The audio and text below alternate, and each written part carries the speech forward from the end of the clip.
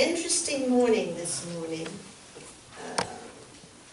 especially about my talk, which I occasionally, only really, change. Not changing very much, it's just the realization that how much words mean. You had a wonderful speaker here last week who talked about that, and I realized that the title I had given my talk was perhaps a little bit misleading, although it is about joy. In looking up some of the speakers that I wanted to quote, use for quotes, I found one that was really just totally off the wall for me. Did you know, and you don't have to put your hands up, that the sun's rays don't reach this earth until they've been shining for 8 minutes and 20 seconds. It takes that long for the sun's rays to get down here and touch a blade of grass. And I don't know why I found that so fascinating. But I did. And in working with that a little bit, I realized that it's not just the grass, it's not just the animals, it's all of life. This earth depends upon the sun. Everything on this earth depends upon the sun. And it is the sun that gives life to you. I'm not sure why that 8 minutes and 20 seconds is so important, but I'm sure to a woman in childbirth it's very important.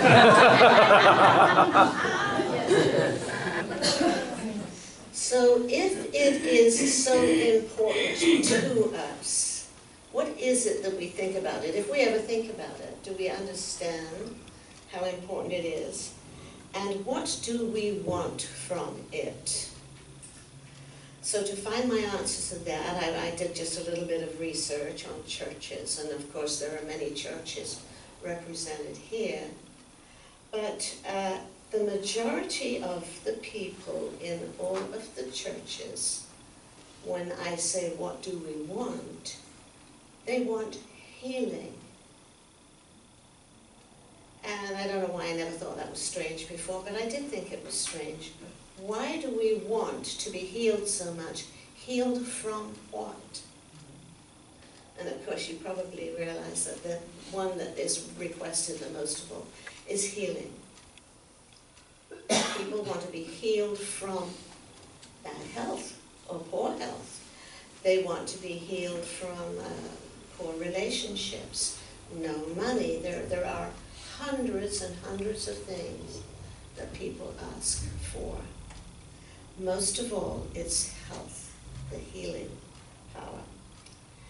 There are many desires that we all want, and perhaps I can give you a little different take on that. The word desire that most of us speak of is, I want this, I want this, I want this, this is what I desire, this is what I desire. And the word desire means of God. Do you realize when you have a desire, even if it's not absolutely necessary and important to you, is a very important thing. It is the idea that there is a presence that is desiring expression, desiring to be experienced. A lot of things like that. And they are all for healing or growth and all of the stuff that goes with that. And another interesting thing is that no matter what your desire is, let's say that it's for money. I want money, give me money, money, money, money. And another person is saying, give me a good relationship. I'd like to be in a good relationship. Both are equally important, because each one of those desires has a support mechanism for every other one. Every desire has with it a support mechanism that will support every other desire in the world. And when I talk about desire and the meaning of desire being of God, I have excluded any desires for anything ungodlike. God bless you. Well, you're pretty good if you know. I'm good. So why did I call it joy? In all of my little bits of research, I've got hundreds of pieces of paper. And I caught sight of one written by Pierre Teilhard de Chardin. And what he said is, joy is the most infallible sign of the presence of God. And I really liked it. You know, when everything is really going well, the way we like it, you feel good. At least I do. I feel good. It's what turns the corners of my mouth up in the morning instead of down. You know, it's good morning, God. And not, oh, good God, it's morning.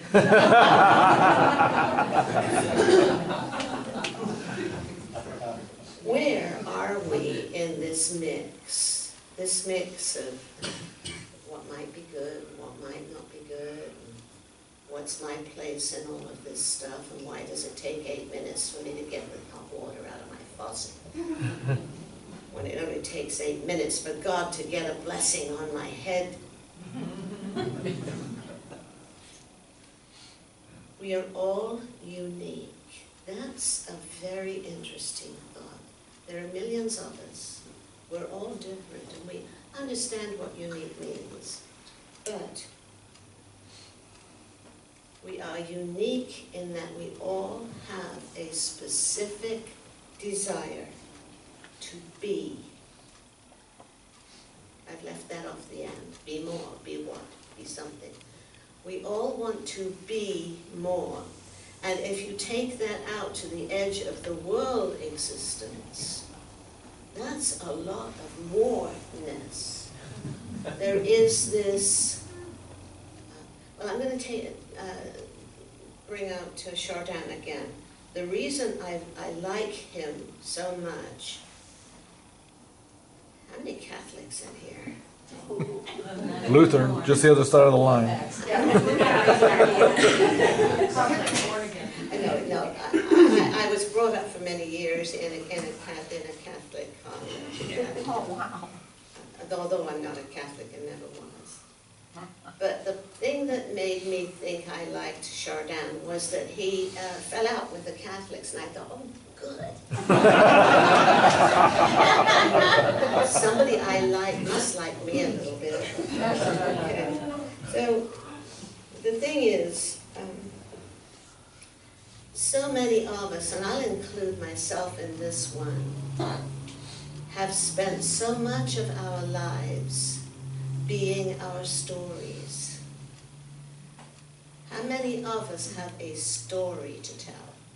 And my story is just as important, if not more important, than your story. And I want my story to be told. I want you to know how much pain I suffered. And we can go on and on and on. What we don't realize is that every time we repeat our story to another person, another friend, we put another shadow over our own lives. I call it cast not shadows. Cast not shadows. How many of you enjoy casting a shadow from time to time? Juicy gossip. Yeah, oh, some people are brave enough to put their hands up. That's great. I'm trying to become more modern in my thinking and speaking. I just don't know that much about it.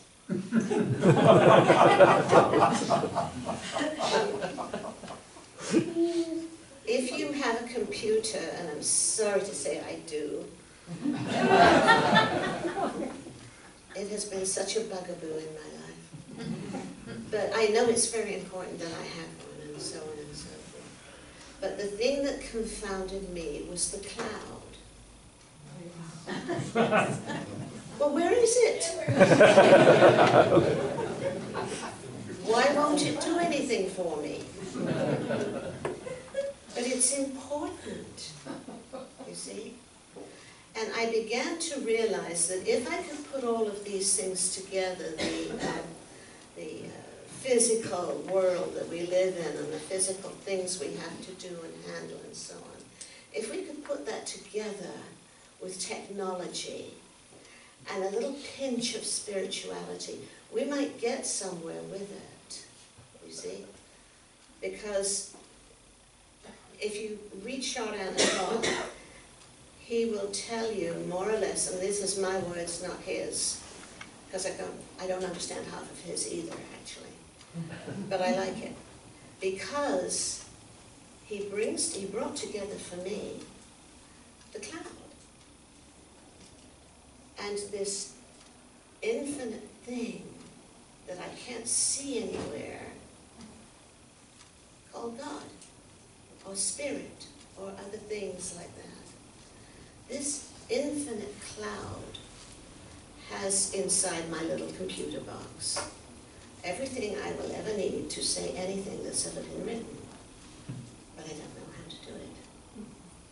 It's just like my life. Lots of stuff like that.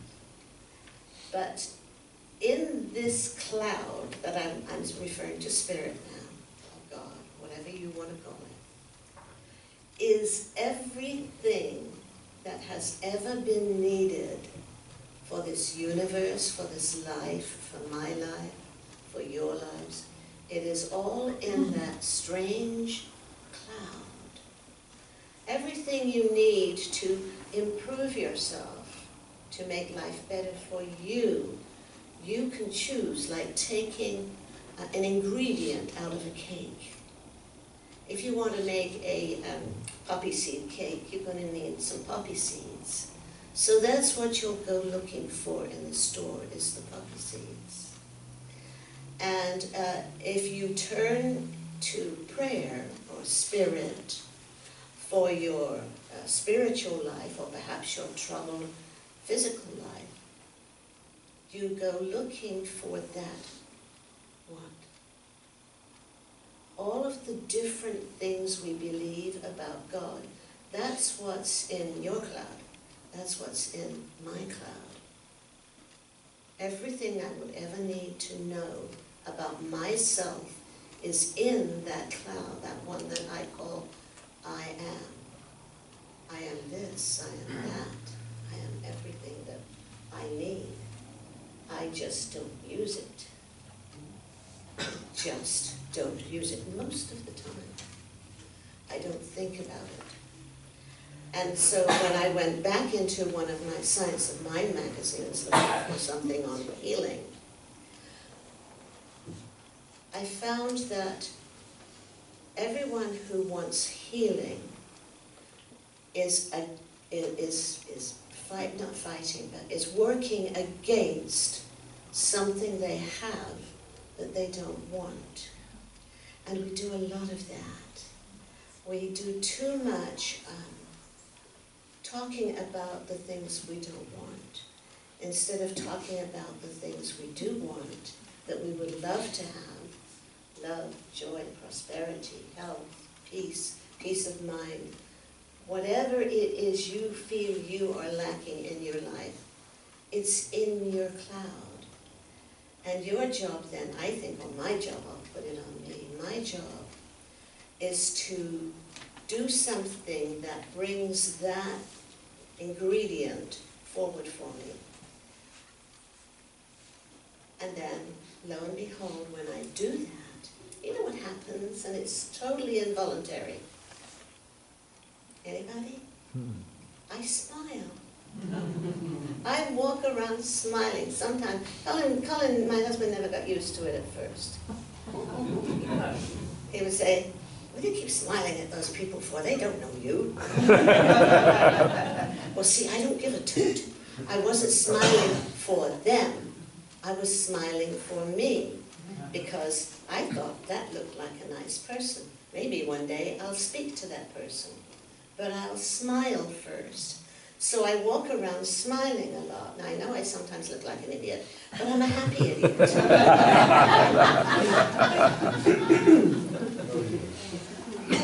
Oh, and one more thing from Pierre.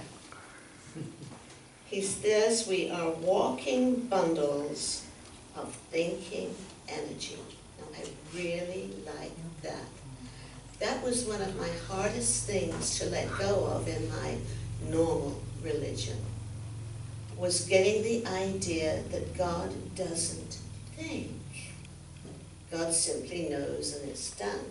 That's what I needed to learn. But I like the idea that even though I don't know what this bundle of energy may be thinking, it does do what I do, I think. And that's what makes each and every one of us unique and different, is the way we allow our minds to think and what that thinking does for us. And the fact that we really don't know how powerful our thinking is and how much we could change with it. When I am thinking, because I realize now how much power my thinking has. The thing I tell myself when I sit down to do a think, sometimes I say, I'm having a think, leave me alone. I'm having a think. The presence of God in me is moving upon my thoughts. And I am looking for it to show me light versus dark. I'm looking for it to show me joy versus pain. I've been working with that joy thing. Yes, no, okay. No pain for over a year now, and it's working. Okay. Participating in good. I want the opportunity to participate in something, anything good. Because the joy I feel when I participate in something good. I have realized that what I have more of a time doing, I've written it down so that I won't get away with it. We are more apt as human beings to spend time defending our stories. Defending our stories. This is why I'm this way. This is the way my mother potty trained me.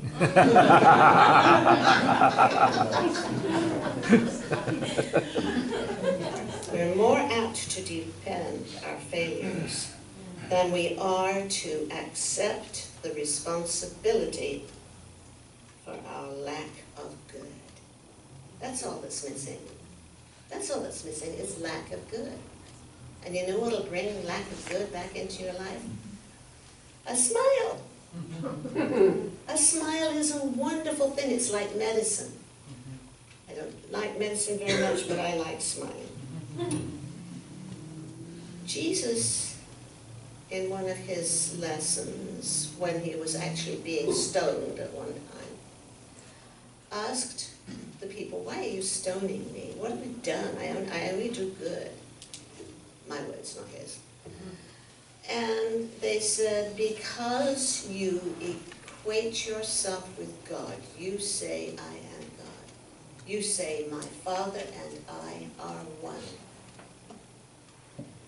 And right away back comes the negative response instead of the positive response.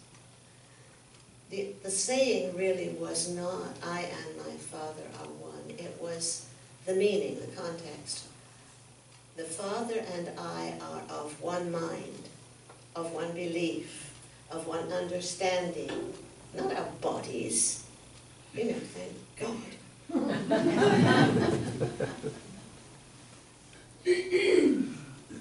And mistakes. Now you can put your hand up if you've ever made a mistake.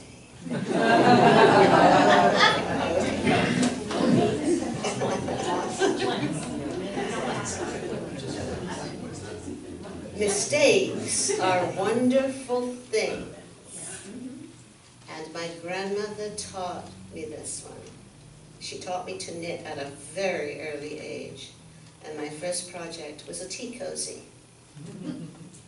And halfway up, you know, all the stitches had to be in line.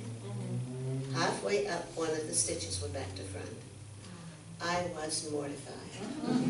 Mortified. And she said, leave it there. We're not going to change it. We're going to have you remember that the only perfection, real perfection, is the mind of God. It never needs a do-over. Mistakes are just opportunities for a do-over. That's all. Nothing to, you know, berate yourself about or anything like that.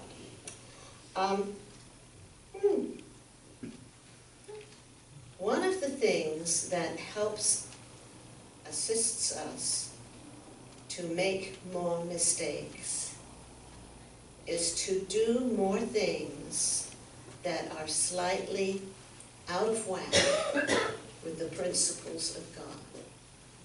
Not our principles, we all have our own principles, but the principles of God.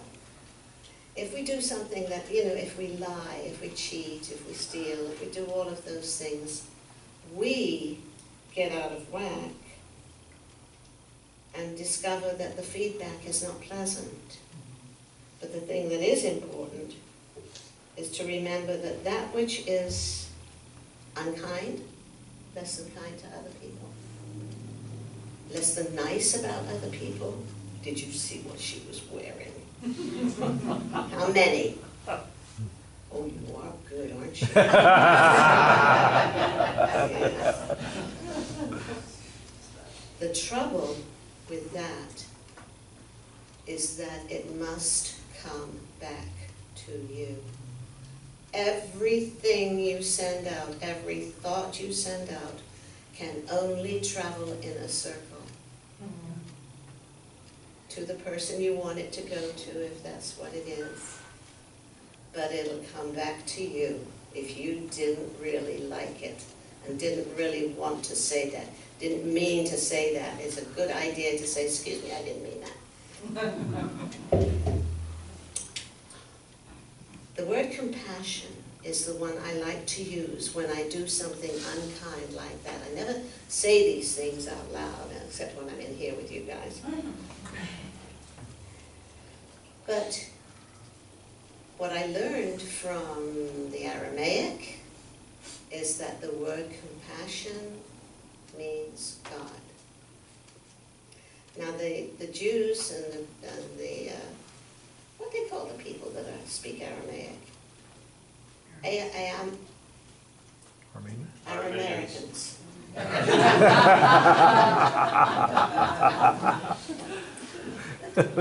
What you need to do is simply say, oh, excuse me, that was a mistake, a slip of the tongue. I didn't mean to say that. I didn't mean to feel that. I didn't mean to look that. One of the things in my British higher education thing I went to for a little while, was sitting at the table with a teacher on each table, watching our manners. And one of the things we learned very quickly was not to criticize other people's manners at the table. Because some of us came from a good family, and some of us came from the wrong side of the tracks, whatever. And what was in our hearts was more important than whether or not someone knew which fork to use. And my particular teacher said to all of us, if I can get this right, it's not important what you use. What's important is what you use it for. It's what's important for what you use it for. And we were all ladies, by the way. And a real lady never discusses unpleasant things at the dinner table. So, you know, that cuts down on the conversation.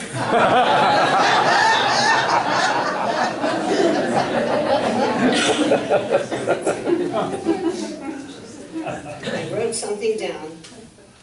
Oh yes, it is time to close. Okay. Now, what you want to have to start your movement into a joyful life is to have, I'll call it a happy goal or a forward-moving goal or something like that. It doesn't have to be a goal, it just has to be something you want to do or have or be. Okay? That would be your aspiration.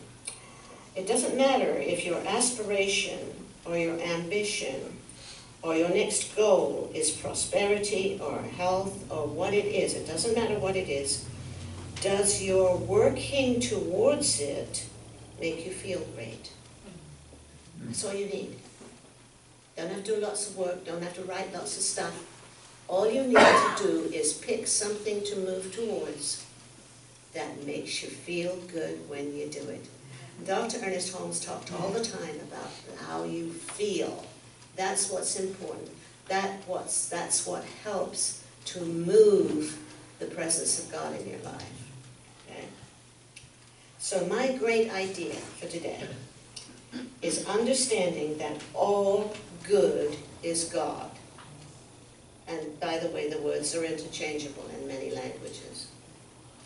All good is God. None of it fades away. None of it fades away unless you deliberately discard it. And by that I mean you've got it, you've done it, you've accomplished it, you got what you want. You don't need to keep on doing that. You know what's a good thing? Get a new idea. Have a new desire. Have a new something that makes you smile and feel happy about. Oh yes. Your old idea, none of it fades away unless deliberately discarded. It can take a back seat in consciousness. And here comes a biggie. It can take a back seat in consciousness.